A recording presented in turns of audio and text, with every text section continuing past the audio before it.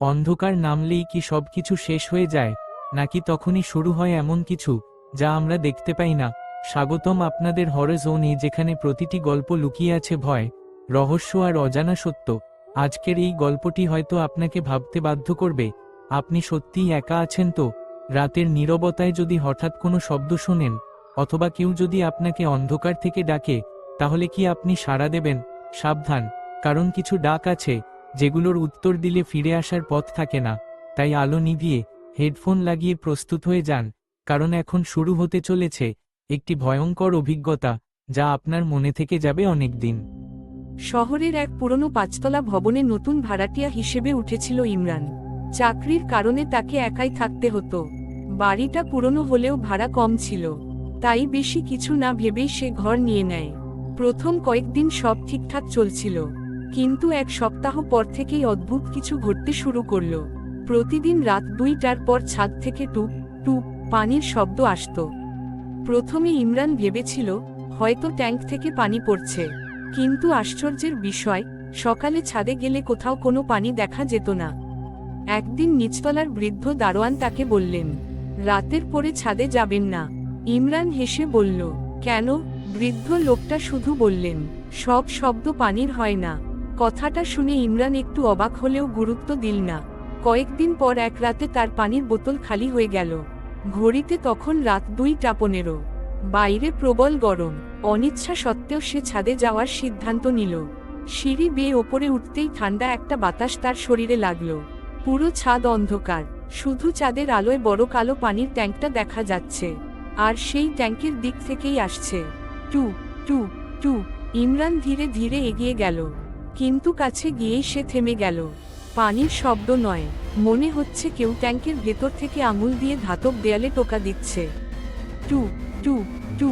তার বুক ধড়ফড় করতে লাগলো। হঠাৎ সে শুনতে পেল, কেউ আছো? শব্দটা খুব মৃদু, মনে হলো কোনো মেয়ে সাহায্য চাইছে। ইমরান চমকে উঠল। সে ট্যাঙ্কের ঢাকনার কাছে গিয়ে বলল, কে? ভেতর থেকে উত্তর এল, আমাকে বের করো। তার হাত কাঁপতে লাগলো, কিন্তু কৌতূহল তাকে থামাতে পারল না। সে ধীরে ধীরে ভারী ঢাকনাটা সরাল।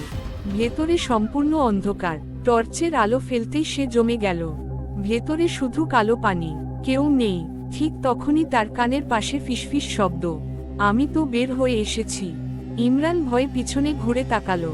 কেউ নেই, কিন্তু ছাদের এক কোণায় ভেজা পায়ের ছাপ দেখা যাচ্ছে। পায়ের ছাপগুলো ধীরে ধীরে তার দিকেই এগিয়ে আসছে। 1টা, 2টা, 3টা, কিন্তু সেখানে কোনো মানুষ নেই। ইমরান দৌড়ে নিচে নেমে এল।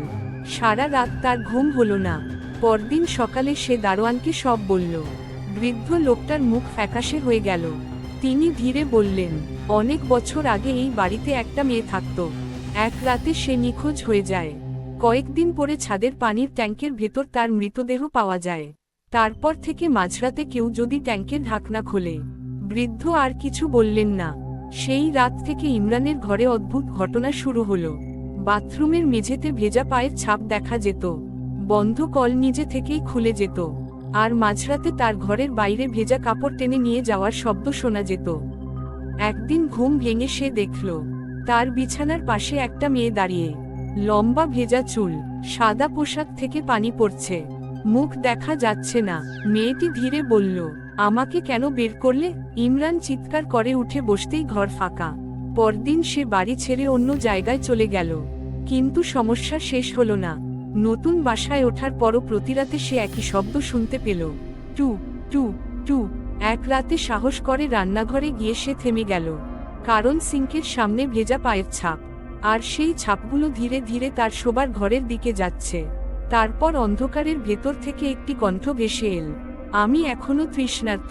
পরদিন সকাল থেকে ইমরান নিখোঁজ। পুলিশ অনেক খোঁজ করেও তাকে খুঁজে পেল না। শুধু তার ঘরের মেঝেতে কিছু ভেজা পায়ের ছাপ পাওয়া গিয়েছিল। আজও সেই পুরনো ভবনের মানুষজন বলে, রাত 2টার পর যদি ছাদের পানির ট্যাঙ্ক থেকে টুপ টুপ শব্দ আসে, তাহলে কখনোই ঢাকনা খুলে দেখবে না, কারণ সবসময় ট্যাঙ্কের ভেতরে শুধু পানি থাকে না, ভূত। আজকের এই ভয়ঙ্কর গল্পটা যদি আপনার ভালো লেগে থাকে, তাহলে ভিডিওটা একটা লাইক দিতে ভুলবেন না। আর আপনি কি কখনো এমন কোনো অদ্ভুত বা ভয়ঙ্কর অভিজ্ঞতার সম্মুখীন হয়েছেন? তাহলে কমেন্ট করে আমাদের জানান। এই চ্যানেলে প্রতিদিন এমনই নতুন নতুন ভয়ঙ্কর গল্প শুনতে চাইলে এখনই সাবস্ক্রাইব করুন, কারণ পরের গল্পটা হয়তো আপনার সাথেও ঘটতে পারে। ততক্ষণ পর্যন্ত সাবধানে থাকুন আর অন্ধকারে একা কোথাও যাবেন না।